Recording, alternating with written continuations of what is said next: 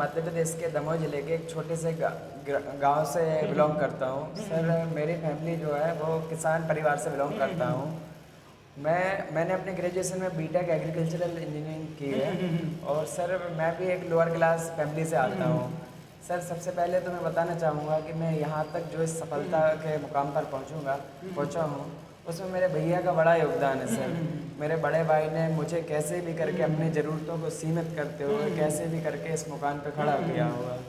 और सर मैं स्टूडेंट से कहना चाहूँगा क्योंकि जैसे हम बात की जाए मेरा बीपीएससी में हुआ और बीपीएससी में देखते हैं अधिकतर ग्रामीण पृष्ठभूमि से लोग एग्जाम देते हैं। तो सर मैं देखता हूँ कि अगर आप में जज्बा हो और आप सही राह में बढ़ते हैं पॉजिटिव माइंडसेट के साथ तो आप किसी भी पोजीशन पे पहुँच जाते हैं। सर मैं दिल्ली में रह के तैयारी कर रहा हूँ। मेरे घर वालों ने जितना हो सकता है फुल सपोर्ट किया, लेकिन उसके बाद भी मुझे कई चुनौतियों का सामना करना पड़ा। लेकिन अगर आप सर पॉजिटिविटी रखते हैं तो आपको चीज़ें अपने आप मिलती जाती हैं आगे आगे। पॉजिटिविटी सब सोचते हैं पॉजिटिविटी रखे, वो 2 दिन रहती है फिर गायब हो जाती है। स्टूडेंट लाइफ में ये रहता है, ये एक दिन की तो पढ़ाई होती नहीं। ये पढ़ाई अच्छी खासी लंबा समय मांगते, पहले सिलेबस कंप्लीट करो फिर उसका रिवीजन करो, अच्छा खासा टाइम मांग लेती है। अब ये बताइए खुद को इतने लंबे समय तक पॉजिटिव कैसे रखा आपने? सर होता है कि ये हर के साथ ये मुझे लगता है इस जॉब का ये पार्ट है कि इसमें टाइम तो लगता ही है। कोई बोलता है कि 1 साल में होता है, मैं नहीं बोलूँगा, मेरा भी प्रथम प्रयास है। लेकिन मैंने यूपीएससी का भी प्रयास दिए हैं, 4 प्रयास यूपीएससी के भी दिए हैं। तो मुझे लगता है कि एक लंबा समय हो जाता है पेपर तैयारी करते करते। तो उन सब का ही परिणाम होता है कि हम जैसे हमने बीपीएससी में प्रथम बार प्रयास किया और इसमें हो गया। तो सबके जीवन में उतार चढ़ाव आते हैं। हम भी 1 हफ्ते पढ़ते हैं और अगले दिन इतना रोना आता है कि अब सिलेक्शन नहीं होगा, अब क्या होगा हमारा, घर वाले हमारे इतने भरोसा कर रहे हैं हम पे, कहीं हम ऐसा नहीं हो जाए। सर एक समय तो ये आया कि मैंने सर ऐसा ही एग्जाम और जो भी हो सकता है वो फॉर्म भरने की कोशिश बिल्कुल रहता है बच्चे। सर मैंने इस साल ही बता रहा हूँ सर, क्योंकि लंबा समय हो रहा था, टाइम खिंच रहा था मुझे अपने आप पे। मैं खुद एक एग्रीकल्चरल इंजीनियर हूँ। मेरे दोस्त लोग सर इतने अच्छे पैकेज पे विदेश में जॉब कर रहे हैं, मल्टीनेशनल कंपनी में जॉब कर रहे हैं। तो सर मैंने SI तक का फॉर्म भरा और देख रहा था कि कुछ प्राइवेट जॉब भी मिल जाए। लेकिन सर ये सब इस तैयारी का भाग है। आपको यही मजबूती बनाएगी कि आप तैयारी को बिल्कुल प्रायोरिटी देते हुए अपने मन को भी कंट्रोल रखते हुए, क्योंकि सर संसाधन किसी भी साध्य प्राप्ति में बाधा नहीं बन सकते। अब सिर्फ सर मैं अभी व्यक्तिगत रूप से अभी अपने 3 दिन का अनुभव बताना चाहूँगा। एक समय था सर जब कोई नहीं पूछता था। अभी यूपीपीसीएस का मेरा लास्ट टाइम का रिजल्ट आया था, मैं उसमें फेल हो गया था, मेंस मेरा नहीं हुआ था। 2 पेपर में काफ़ी कम मार्क्स मिले इसलिए नहीं हुआ था। तो मैं रो रहा था, तो मैं देख रहा था कि नहीं रहते, कुछ 1 आध दोस्त रहते हैं, लेकिन मैं देखता कोई नहीं रहता है। लेकिन जब अभी सिलेक्शन हो गया तो 3 दिन में इतने कॉल आ रहे हैं, इतने कॉल आ रहे हैं, अलग ही दुनिया लग रही है। तो आप शायद उस चीज़ से परेशान हो सकते हैं कि हमारा सिलेक्शन नहीं हुआ, परेशान हो रहे हैं। लेकिन मैं ये खुद व्यक्तिगत रूप से बता रहा हूँ, क्योंकि मैं खुद ग्रामीण पृष्ठभूमि से बिलोंग करता हूँ। एक अलग ही लेवल की फीलिंग आ रही है। मतलब 3 दिन तक तो मुझे नींद ही नहीं आ रही, समझ ही नहीं आ रहा है क्या चल रहा है। मतलब जो कैसे बात करते थे आज कैसे बात कर रहे हैं। और घर वाले रहते हैं ना, जो अपन ने सब में 12th फेल मूवी देखी होगी, उसमें देखते हैं कैसे जब उसके मनोज कुमार के पिताजी कैसे खुश होते हैं। रियल में उससे ज़्यादा फीलिंग आती है। हमारे जो माँ बाप हैं, भैया हैं, दीदी हैं, घर वाले हैं, दोस्त हैं, इतने शानदार तरीके से घूमते हैं ना, तो वो वाली फीलिंग को जब आप याद करेंगे ना, आप डेली खुद से 2 मिनट बात करके देखिएगा रात में। मैं तो मतलब खुद ऐसा करता था कि अभी मुझे रोना आता था ना, छत पे जाता था, अकेले रो लेता था। 2 मिनट रोइए, कोई दिक्कत नहीं, लेकिन उसके बाद सोचिए कि हम क्या कर सकते हैं, क्या गलती कर रहे हैं। ठीक है। और जब ये रहता है कि जो मोटिवेशन है उसके लिए क्या कोई रील वगैरह देखते थे या फिर किताबें पढ़ते थे या फिर कोई पंक्चुअल टाइम टेबल बना रखा था कि उसको फॉलो करना है, चाहे अच्छा लगे बुरा लगे, मन करे पढ़ाई का या नहीं करे, तो क्या करते थे आप? सर मैं बताना चाहूँगा कि मैं ऐसा नहीं बोलूँगा कि कोई रील्स देखने से मोटिवेशन आ जाएगा या किसी चीज़ से। हाँ, मैं पहली बार तो रील्स को ज़्यादा प्रायोरिटी नहीं देता था। मैं मूवी या वेब सीरीज पसंद कर लेता था। तो उससे होता ये था कि अपन कुछ सीख सकते हैं, कुछ नई चीज़ सीख सकते हैं। आप ये गलती मत करिएगा कि हम तैयारी नहीं हो रही, हमारा सिलेक्शन नहीं हो रहा है तो हम सिर्फ तैयारी में और जोर लगाएं, 20 घंटे पढ़े, 22 घंटे, इससे प्रॉब्लम ही होगी। मैं आपको बता रहा हूँ, मैं 1.5 साल पहले थोड़ा सा डिप्रेशन में आ गया था सर, क्योंकि मैंने यूपीएससी का फुल मेहनत से की, लेकिन मेरा प्री रुक गया, 2 नंबर से मेरा रुक गया। उसके पहले CSET रुक गया था 3 नंबर से। तो मैं देख रहा था, मैं बहुत ज़्यादा डिप्रेशन में हो रहा था। लेकिन 2 साल से सर मैंने अपनी एक नई हॉबी क्रिएट की। बीपीएससी में मेरी वही ट्रैवलिंग हॉबी रही है।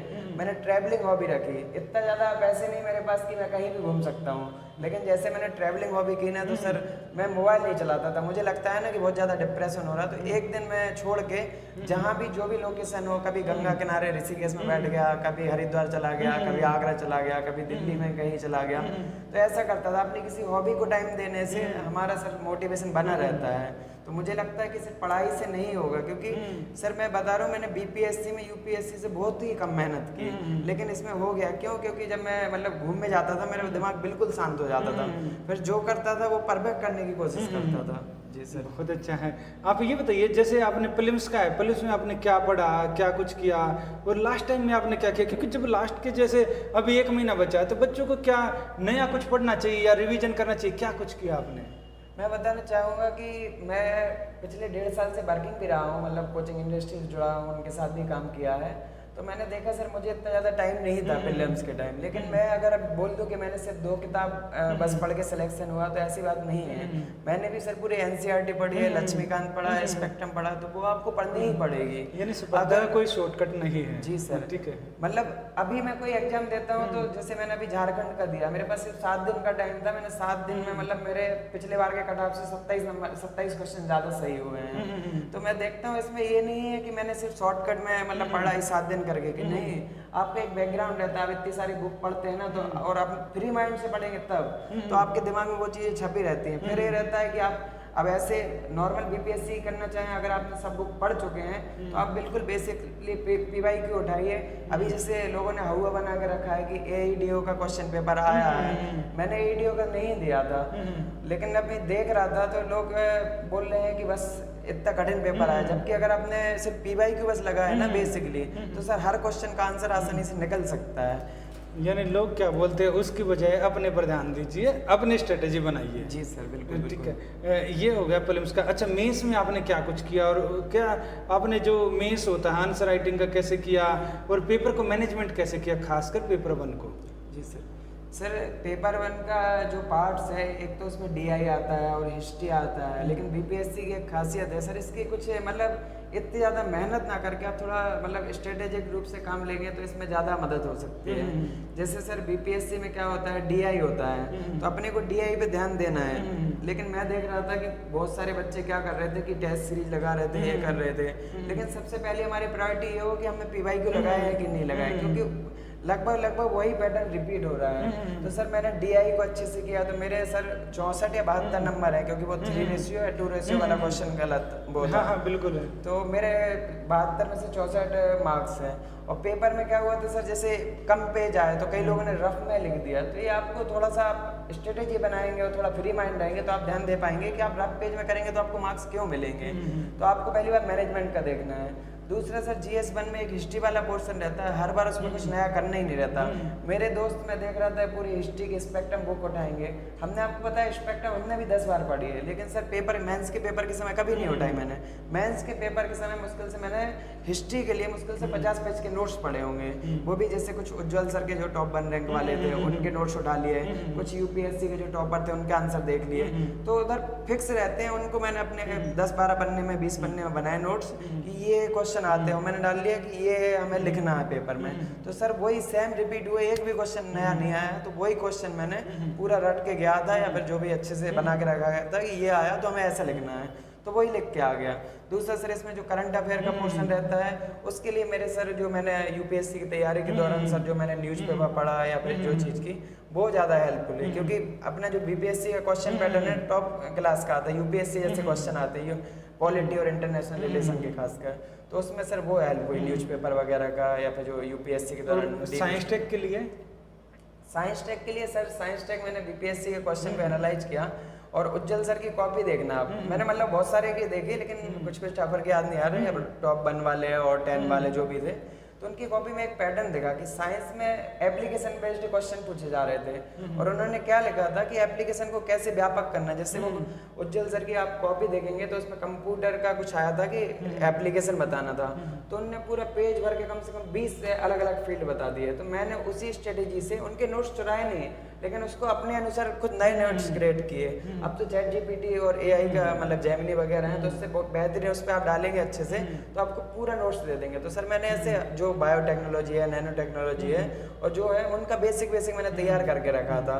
और पेपर में भी लगभग सर आधे क्वेश्चन वही आए, जो नए आए तो अपन चूंकि मैगजीन पूरे साल, आप अच्छे स्टूडेंट है तो आपको पूरे साल मैगजीन पढ़ने पड़ेगी, बुक से जुड़ा रहना पड़ेगा, तो वो काफ़ी हेल्प दी सर। और ऐसे में ऐसे में जैसे मैं मध्य प्रदेश से बिलोंग करता हूँ, अब मैथिली और भोजपुरी भाषा में भी उसमें बिल्कुल वो आता है। क्वेश्चन आते हैं, तो एक चुनौती भरा था। लेकिन अब मैं देखा सर, मैंने इसमें यूपीएससी के जो टॉपर लोग थे ना, उनकी कॉपी मैंने देखी। आप ऐसा मत और रटिए मत। लोग बोलते हैं कि ऐसे में हमें क्या करना है कि बस वही पोयम पूरी डाल देनी है, वही लिख दो, ऐसा नहीं होता है। मैंने मतलब जो मूवी में भी सीखा ना, जो मैंने बताया आपको, मूवी देखता था, वेब सीरीज देखता था, तो उसके तक मैंने डायलॉग लिखे हैं, तो मुझे लगता है ऐसे में काफ़ी अच्छे मार्क्स मिले होंगे। तो सर मैंने ये किया है कि टॉपर्स की कॉपी देखिए, मैंने इस पे ध्यान दिया है। बाकी हमें डाटा फैक्ट जो भी चीज़ और सब्जेक्ट का यूज कर सकते हैं उसका यूज किया है। यानी कि ऐसा रहता है कि जो टॉपर होते हैं उससे फर्क नहीं पड़ता, जो मेन सिलेबस रहे बीपीएससी के अंदर में उससे रिलेटेड, चाहे वो यूपीएससी का है चाहे वो कहीं का भी है, चाहे पिछले सालों का टॉपर है, हर एक की कॉपी देखिए, उसमें ये देखिए उसको बीपीएससी के अकॉर्डिंग, यूपीएससी के भी है तो उसको कैसे किया जाए, जो आपके अकॉर्डिंग उसको रखिए, जो नहीं है उसको छोड़ दीजिए। जी सर। मैंने सर अपनी जब फाउंडेशन की तैयारी कर रहा था, बेसिक सब्जेक्ट कर रहा था, तो उसमें एक यूट्यूब के टीचर थे, तो वो यही बोलते थे कि टॉपर कोई नहीं होता, टॉपर आप खुद हो सकते हैं, अपनी स्ट्रेटेजी खुद बनाइए। तो आप खुद देखेंगे, आप खुद से अपने से सोचिएगा ना, तो बहुत अच्छा कर सकते हैं। और जो लास्ट स्टेज है, ठीक है, हमने बात किया प्रीलिम्स का कर लिया, मेंस का कर लिया, अब हम बात करते हैं इंटरव्यू का। इंटरव्यू का जो लास्ट स्टेज होता है, वहाँ पहली बार जो बच्चे जाते हैं, आपको कैसा फील हुआ, उससे पहले कैसे फील हो रहा था, वो घटनाक्रम बताइए जब आप आयोग के अंदर थे। बाकी बच्चों का इंटरव्यू हो रहा है, वो बाहर आ रहे हैं, आप बाकी को देख रहे हैं, उसके बारे में 50 कहानियाँ चलती हैं, तो उसको लेकर आपकी क्या फीलिंग थी और अंदर कैसे था, वहाँ बाहर कैसा मनोदशा थी? सर मैं बताना चाहूँगा कि इंटरव्यू का भी एक अलग स्टेज होती है। उसमें लोग बोलते हैं ना, जो हमारे मन में भ्रांतियाँ रहती हैं कि इंटरव्यू में ऐसा होता है, ऐसा होता है, ये कुछ नहीं होता, थोड़ा उधर डिफरेंट होता है। आप मॉक दीजिए, अच्छी बात है, लेकिन इंटरव्यू में आपको खुद से पॉजिटिव रहना पड़ेगा।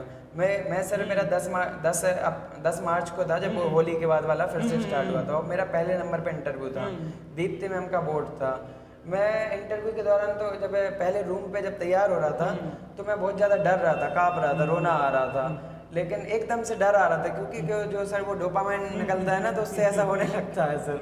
फिर मैंने किसी टीचर से बात की तो काफ़ी अच्छा लगा मुझे, फिर मैं गया कॉन्फिडेंस से अंदर तक, क्योंकि सर मेरा इंटरव्यू, आपके क्लास में इंटरव्यू मैंने दिया, तो आपने भी बोला कि आप डर रहे हैं, बाकी सब चीज़ आपका काफ़ी अच्छा है। तो सर मैं ये कॉन्फिडेंस था कि हम पे आता अच्छा है, जो इतने सारे लोग दे रहे हैं सब हमारे जैसे हैं। लेकिन सर उधर ही किसी ने मुझसे बोल दिया कि तो क्यों, तुम्हें डर नहीं लग रहा, तो मेरे मन में सर आ गया कि डर नहीं लग रही, तो सही बात है। अब सर मैं फिर डरने लगा, तो मतलब तो ये चीज़ होती है। फिर मैं दीप्ति मैम का बोर्ड था, मेरा पहले नंबर का इंटरव्यू था, डर के कारण मतलब डिहाइड्रेशन भी होने लगा, तो उधर गया। लेकिन वो इंटरव्यू के जो मेंबर रहते हैं इतने अच्छे रहते हैं ना, मैं उधर गया तो मैम ने बोला कि ठीक है आप कूल रहिए, हम आपसे जस्ट बात करेंगे, इस टाइप से उन्होंने किया। तब जाके सर थोड़ा सुकून लगा, और फिर मैम ने बोला कोई बात नहीं, आप पानी पीजिए। फिर ऐसे ही बात कर रहे थे जैसे चार दोस्त लोग बैठ के बात करते हैं ना, उस टाइप से। तो आप पॉजिटिवली कुछ भी बोलिए, जो भी आपको पता हो विनम्रतापूर्वक बोलिए। तो आपसे क्या पूछा गया? सर मुझसे इंटरव्यू में क्वेश्चन नहीं पूछा गया, मतलब मुझसे थोड़ा अलग ही चला। जैसे सबसे पहले सर मैं गुस्सा, तो मतलब मैं डर रहा था काफ़ी, तो मैंने बोला गुड आफ्टरनून मैम, तो वो लगा कि बच्चा बहुत डर गया है, तो बोले और तेज़ से बोलिए, और मैं पहले बैठा लिया, तो बोलते और तेज़ से बोलिए, मैंने कहा यस मैम, बोले और तेज़ से बोलिए, मैंने कहा यस मैम। तो माहौल थोड़ा कूल हुआ। फिर सर पूछा, बोले चलो बेटे अपन स्टार्ट करते हैं, जैसे अपन बात करते हैं, आप लोग दोस्त लोग बात करते हैं, वैसे हम बात आपसे स्टार्ट करते हैं। तो पहली क्वेश्चन था कि इधर जो महिलाएं आती हैं ना, उनको ज़्यादा कठिनाइयों का सामना करना पड़ता है कि आपको करना पड़ता है।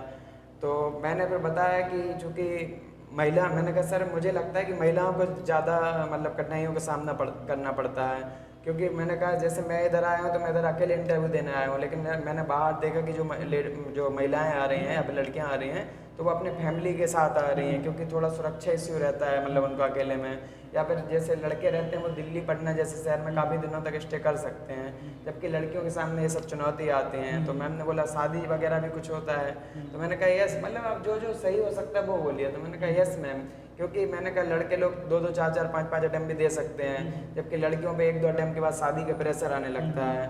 तो बोले फिर तो मैं आपकी सीट महिलाओं को दे दूं? तो मैंने बताया नहीं मैम, इधर मतलब मैंने कहा मैम दे सकते हैं, लेकिन हमारी सरकार ने पहले ही से 35% रिजर्वेशन दे के रखा है।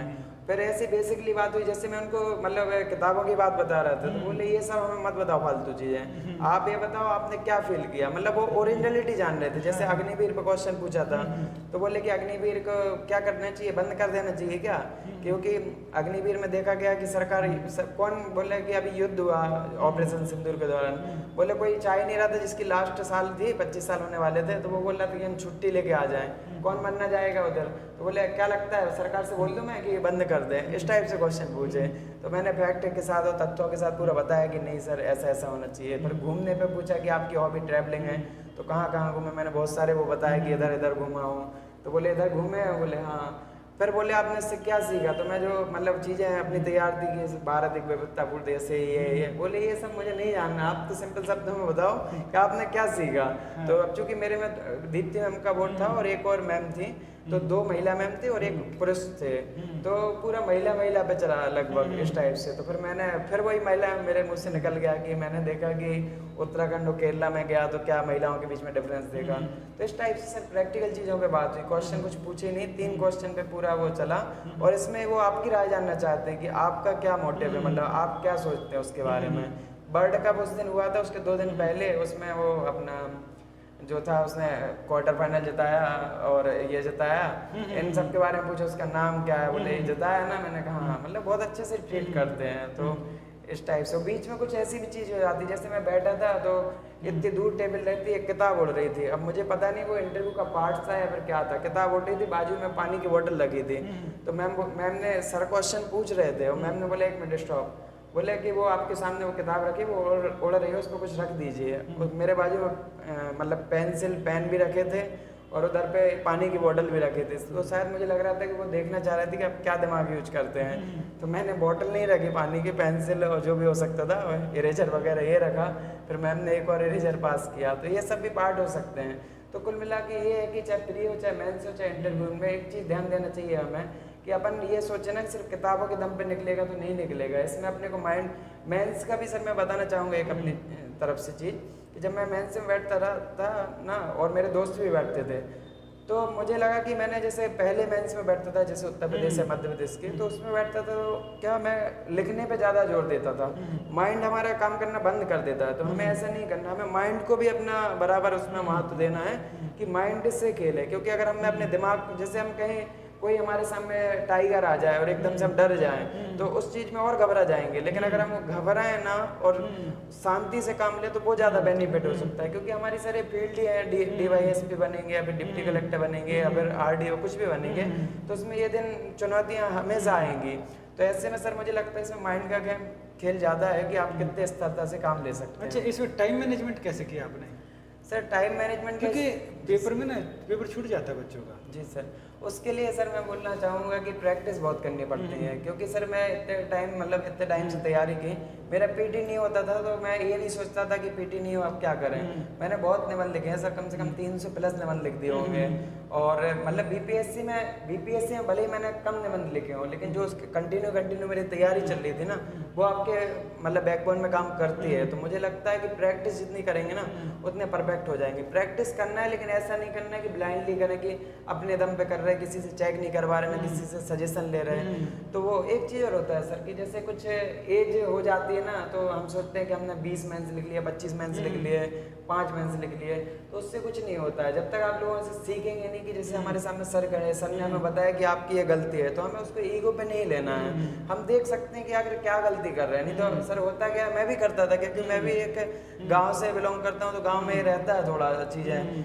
क्योंकि देखा जाता है कि इंग्लिश मीडियम के ज़्यादा सिलेक्ट हो जाते हैं, तो हम अपन हिंदी वालों के साथ थोड़ी सी प्रॉब्लम रहती है। तो हमें किसी चीज़ को ईगो पे नहीं लेना है। जैसे कोई बता रहा है तो वो सही बता रहा है, ऐसा भी नहीं करना है कि कोई भी बता रहा है आप किसी भी चीज़ को फॉलो करो, लेकिन हाँ अगर 4 लोग वही सेम चीज़ बता रहे हैं तो मतलब आप में वो चीज़ कमी है तो आप उस चीज़ को सुधार सकते हैं। तो किसी भी चीज़ को ईगो पे मत लीजिए और करते रहिए। और कुछ लोग बोलते हैं राइटिंग का, मेरी सर राइटिंग में अपनी 4 साल पुरानी राइटिंग देखता हूँ ना सर, मतलब मुझे खुद पढ़ने में नहीं आती ऐसी राइटिंग थी, लेकिन अब उससे मेरी 200% राइटिंग अच्छी है। मतलब अगर 8 लोग 10 लोग लिख रहे हैं ना तो उसमें मतलब 7-8 लोगों से तो मेरी राइटिंग अच्छी होगी, मतलब इतने अच्छे सुधार लिए। तो आपने क्या किया उसके लिए, क्योंकि राइटिंग का तो बहुत इशू रहता है बच्चों को। सर मैं मतलब इसमें भी वही चीज़ दिखती है कि हम गांव से हैं, थोड़ा सा तो इसलिए पिछड़ जाते हैं, लेकिन इसमें शर्माना नहीं है क्योंकि तो आपने किया क्या? मैंने ये किया सर कि जैसे होता ये था कि एक तो पेन पकड़ने का स्टाइल गलत था, दूसरा सर हम कंजूसी हमारे अंदर आदत रहती, क्योंकि ग्रामीण पृष्ठभूमि में रहते हैं तो हम क्या करते हैं कि छोटा छोटा लिखेंगे, पास पास लिखेंगे, ताकि ये क्या हो जाए कॉपी में ज़्यादा स्पेस मिल जाए। तो हमें इस चीज़ से अब चूँकि हम तैयारी कर रहे हैं, इतने पैसे खर्च कर रहे हैं, तो ये चीज़ छोड़ना है। उसके लिए आप यूट्यूब वीडियो देखिए, उसमें सर मैं काखा का लिखता था, लाइब्रेरी में बैठता था, काखा का लिखता था, लोग हंसते थे।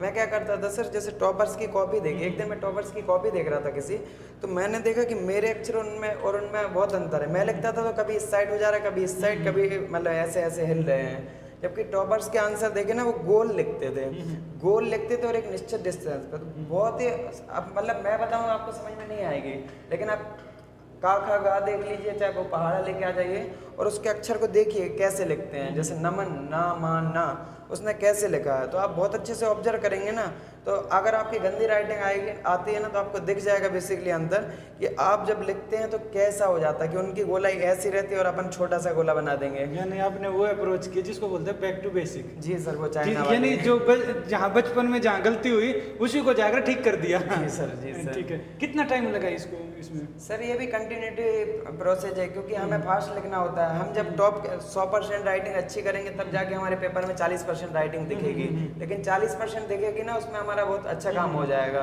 मैंने भी बहुत अच्छी सुधारी, लेकिन आप बोलोगे कि आपकी कॉपी एग्जाम में, तो क्योंकि स्पीड का खेल रहता है, सोचना भी पड़ता है। बीपीएससी में वैसे ही थोड़ी क्लिष्ट क्वेश्चन आते हैं तो थोड़ी कंप्रोमाइज होती है, लेकिन ये सतत प्रक्रिया है सर। अगर आप सतत करते हैं कंटिन्यू कि आप पढ़ रहे हैं, डेली काका का लिखिए, बेहतरीन लिखिए। सर मेरे पास मतलब लोग पन्ने रखे रहते हैं, लेकिन मैं ये सब तो नहीं दिखाऊंगा, लेकिन ठीक है कि हाँ पन्ने लिखे। मैं डेली लिखता था, डेली कम से कम 4 पेज काका का 4 बार लिखता था, 3 बार लिखता था, तब जाके मुझे समझ में आया अक्षर का, अरे यार ये गलती कर रहे थे। अगर कुछ बच्चों को बोलना चाहे तो कुछ बोल सकते हैं जो आपके जूनियर हैं, जो अगर आप उनको कुछ विशेष बताना चाहे तो बता सकते हैं। मैं आप लोगों को यही सजेस्ट करूंगा कि ये देखो वर्तमान में क्या है, टेलीग्राम यूट्यूब की दुनिया है, तो हम क्या करते हैं कि फ्री के चक्कर में, मैं भी उसका एक पार्ट रहा हूँ, फ्री के चक्कर में क्या करते हैं कि कई बार गलत जगह से पढ़ लेते हैं या फिर गलत चीज़ें अडॉप्ट करने लग जाते हैं। अब थोड़ा सा आप कंजूसी और चीज़ में करिए ना, थोड़ा सा ऐसा मत कीजिए कि टोटली इधर बिल्कुल कुछ चीज़ आप किसी टीचर पे भरोसा ही नहीं करें। और सोशल मीडिया पे मतलब जैसे यूट्यूब वगैरह में कोई भी लेक्चर ऐसे नहीं देखना आपको, क्योंकि आप टाइम बर्बाद नहीं करना, इससे अच्छा ना पढ़े वो ज़्यादा चलेगा। तो आपकी जो भी पढ़ना है ना, आप पूरा स्ट्रेटेजी के साथ काम कीजिए, सिलेबस को बार बार देखिए, पीवाई को देखिए, और एक अपनी हॉबी को ज़रूर साथ में रखिए। जैसे मेरी हॉबी तो ट्रैवलिंग थी, मुझे मन नहीं लगता था तो घूमने निकल जाता था, उससे माइंड फ्रेश रहता। तो आपको 2 चीज़ मैं सजेशन करना चाहूँगा कि आप लोग क्या करें, एक तो माइंड को कूल रखें, दूसरा जो अपने घर वाले हैं उनसे डेली बात करें, और तीसरा आपको किसी के साथ लड़ाई झगड़ा नहीं करनी, विनम्रता के साथ रहेंगे ना तो आप किसी से भी कोई भी आप सजेशन ले सकते हैं। तो आप इन चीज़ों पर जरूर ध्यान दें कि टीचर्स को हमें टीचर्स के साथ रहना है ताकि वो हमारी गलती बता सके, या फिर कोई आपको दोस्त मिल जाए, दोस्त ग्रुप मिल जाए, तो आपको इन चीज़ों पर ध्यान देना है।